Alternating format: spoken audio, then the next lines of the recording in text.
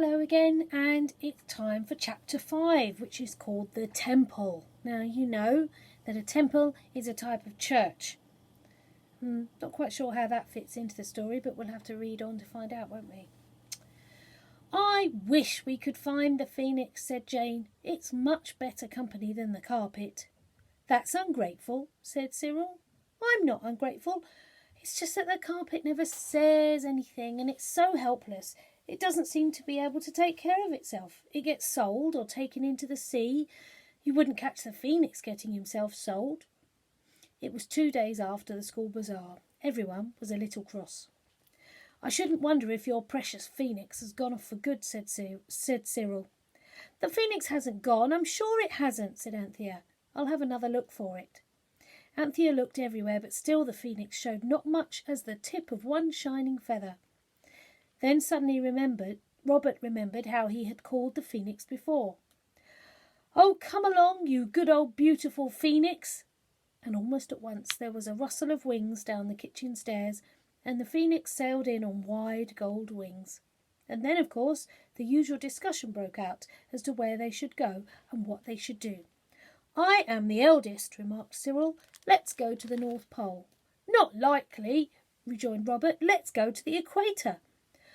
I think diamond mines would be nice, said Anthea. Don't you agree, Jane? No, I don't, retorted Jane. I don't agree with you. I don't agree with anyone. The phoenix raised a warning claw. If you cannot agree amongst yourselves, I fear I shall have to leave you, it said. Well, where shall we go? You decide, said all the children. If I were you, said the bird, I should give the carpet a rest. Besides, you'll lose the use of your legs if you go everywhere by carpet. Can't you take me out and explain your ugly city to me? We will if it clears up, said Robert without enthusiasm. Just look at the rain. Why should we give the carpet a rest? Are you greedy and selfish? Asked the bird sharply. No, said Robert with indignation. Well then, said the phoenix. And as to the rain, well, I'm not fond of rain myself. If the sun knew I were here, he's very fond of shining on me because I look so bright and golden. Haven't you got some kind of words suitable for use in wet weather? Well, there's rain, rain, go away, said Anthea, but it never does go. That's quite wrong. And if you say it in that sort of dull way, I can quite understand the rain not taking any notice. You should open the window and shout as loud as you can. Rain, rain, go away, come again another day. Now we want the sun, and so, pretty rain, be kind and go. You should always speak politely to people when you want them to do things. Today you might add, shine, great sun, the lovely phoenix is here. He wants to be shone on, splendid sun, by thee. So they opened the window and shouted the 7 lines as loud as they could, and the phoenix said all the words with them. The rain hesitated for a moment and then went away. There's true politeness, said the phoenix, and the next moment he perched on the window ledge, opening and closing his radiant wings and flapping out its golden feathers in a flood of glorious sunshine. Now, said the bird, we will go out into the city, and you shall take me to see one of my temples. Your temples? Said the children. That paper on which you showed me my picture, I understand that it has the name of the street of your city in which my finest temple stands, with my image graved in stone and in metal over the door. You mean the fire insurance offices, said Robert. That's not really a temple. Excuse me, said the phoenix. It is a temple. Oh, don't let's waste the sunshine, said Anthea. We might argue as we go along to save time. So the phoenix made itself a nest in Robert's jacket, and they all went out into the splendid sunshine. The best way to the temple of the phoenix seemed to be to take the tram, and on top of it the children talked. It was a delicious ride, and the children felt how lucky they were. They went with the tram as far as it went, and when it didn't go any further they stopped too and got off. Cyril thought he knew a short-cut to the phoenix office through the little streets. The streets there were small and stuffy. Suddenly a dirty hand reached out and clutched the phoenix, and a hoarse voice said, "I say, blowed if this ain't our parrot what we lost. Thank you very kindly much, lady, for bringing him home." The four turned swiftly. Two large and raggedy boys were crouched amid the dark shadows. They were much larger than Robert and Cyril, and one of them had snatched the phoenix away and was holding it high above their heads. "Give me that bird," said Cyril. "It's ours." "Good afternoon, and thank you," the boy went on. "Look out," said his friend. "It's got a beak on it." "Now then, you little girls, get out of this." "Little girls!" cried Robert. "I'll little girl you," and he punched. There was a squawk, the most bird-like noise anyone had ever heard from the phoenix, and a fluttering, and a laugh, and the boy said, "Ha! There now, you've been and gone and struck my parrot right in the feathers." Robert stamped with fury. Cyril felt himself growing pale with rage, and Anthea and Jane wanted to cry. But it was Anthea that said, "Oh, please let us have the bird. If you don't, I shall fetch the police." "Oh, no," cried Jane. "Don't hurt it. Oh, don't. It's such a pet." "I won't hurt it," the boy said. "Half a sovereign, miss, and the bird is yours for life." "I haven't got... Besides, it's our bird," says Anthea. "Oh, don't talk to him," said Cyril. And then Jane said, "Phoenix, dearest Phoenix, we can't do anything. You must manage it." "With pleasure," said the phoenix, and the mean boy nearly dropped it in his amazement. "I say it do talk," said he. "Youths, hear my words," said the phoenix. "Listen, stop this adventure, return me to the children, and you will escape unhurt." "Not likely," said the thieves. There were howls and a scuffle and a flutter, and the boys fled away, and the phoenix swept out through the doorway. The children followed, and the phoenix settled on Robert. "Why didn't you burn him? You could have, couldn't you?" asked Robert, when the flight through the narrow streets had ended in the safe, wide main road of Farringdon Street. "Well, I could have, of course," said the bird, "but I didn't think it would be dignified to get myself warm about a little thing like that." These happenings had shaken the adventurous temper of the children, and the phoenix had to cheer them up. Presently the children came to a great house in Lombard Street, and there, on each side of the door, was a phoenix carved in stone, and set forth on shining brass were the words, "Phoenix Fire Office." "One moment," said the bird. "Fire. Fire. When people's houses are burnt down, the phoenix gives them new houses. Father told me. I asked him," replied Cyril. "The house, then, like the phoenix, rises from the ashes?" the bird exclaimed. "Lead on. Inquire for the high priest." "I don't know what you're talking about," said Cyril. But the children went in, all four of them, though they didn't want to, and stood in a large and beautiful hall with stately pillars holding up the roof. There were counters and desks, and clerks bent over the desks, and they went up to the main counter. There was a great clock over a doorway. "Inquire for a high priest," whispered the phoenix. A clerk in black came towards them. He leant forward on the counter and said, "And what do you want?"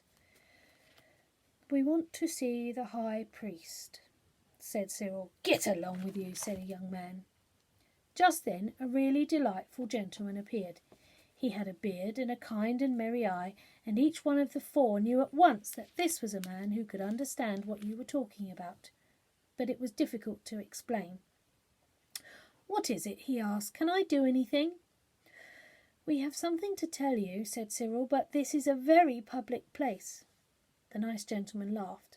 "Come upstairs, then," he said, and led the way up a wide and beautiful staircase. He led them into a room and looked at the children inquiringly. "Don't be frightened," he said. "Tell me exactly what you want." "May I shut the door?" said Cyril. The gentleman looked surprised, but he shut the door. "Now," said Cyril, "I know you'll be awfully surprised, and you'll think it's not true, and we're lunatics, but Robert's got a phoenix in his jacket." "My goodness gracious," said the gentleman, as the phoenix, with one last wriggle that melted into a flutter, got out of its nest in the breast of Robert's jacket and stood up on the leather-covered table. "What an extraordinarily fine bird," he went on. "I don't think I ever saw one just like it." "I should think not," said the phoenix. and the gentleman jumped. Oh, it's been taught to speak. Some sort of parrot, perhaps. I am, said the bird, the head of your house, and I have come to my temple. I am the one and only phoenix, and I demand you to pay homage to me, as I pay homage to my high priest. The gentleman turned pale. My dears, he said, the weather is very warm for this time of the year, and I don't feel myself. Do you know, for a moment I really thought that remarkable bird of yours had spoken and said it was the phoenix, and what's more, I think I may have believed it. Well, it did, sir. He rang a bell. The porter appeared. Mackenzie, said the gentleman, you see that golden bird? Yes, sir. The gentleman breathed a sigh of relief. Oh, it is real, then? Yes, of course, sir. You take it in your hand, sir, said the porter, and reached out his hand to the phoenix, who shrank back with his toes curved. Stop, he cried. How dare you lay hands on me? Oh, beg pardon, sir. I thought you was a bird. I am a bird. The bird, said the phoenix. That will do, said the gentleman. Ask Mr. Wilson and Mr. Sterry to step up here for a moment, please. Mr. Sterry and Mr. Wilson were in their turn overcome by amazement. Everyone in the office took the phoenix at its word, and after the first shock of surprise it seemed to be perfectly natural for everyone that the phoenix should be alive, and that passing through London it should call at its temple. We ought to have some sort of ceremony, said the nicest gentleman anxiously. The boardroom would be best. The children could hardly believe their ears, for they'd never thought that anyone but themselves would believe in the phoenix, and yet everyone did. The phoenix strutted up and down the leather-covered table, looking over its shoulder at its lovely back and wings. You see how convincing I am, he said proudly. Now a new gentleman came in and said, bowing low to the phoenix, Everything is prepared, sir. We have done our best at such a short notice. The ceremony will be in the boardroom. So they all followed the gentleman. There was a big table in the boardroom, but it had been pushed right up under the long windows on one side, and the chairs were arranged in rows across the room. Then the phoenix fluttered to the middle of the mantelpiece and stood there with its wings out, looking more golden than ever. Everyone in the house and the office came in and bowed to the phoenix and sat down in a chair. Gentlemen, said the nicest gentleman, we have met here today. The phoenix was looking from side to side. I don't notice any incense, it said. Something from a square bottle was poured onto a plate and lit with a match. It was the only incense that was handy in the office, and it certainly burnt very briskly and smoked a great deal. We have met here today, said the gentleman again. Our respected phoenix, head of the house, said the phoenix. Our respected phoenix, the head of this ancient house, has done us the honour to come here among us. 3 cheers, gentlemen, for the winged head of the house. The cheers rose deafeningly. When they had died away, the phoenix was asked to say a few words. It talked about the pleasure it felt in finding itself at last in its own temple. He asked for an ode or a poem to be recited. The 4 children, witnesses of this wonderful scene, glanced nervously at the sea of white faces. It seemed to them that the phoenix was really asking a little too much. Is there not a song in your language for such a great day as this? Went on the phoenix. The manager began to sing.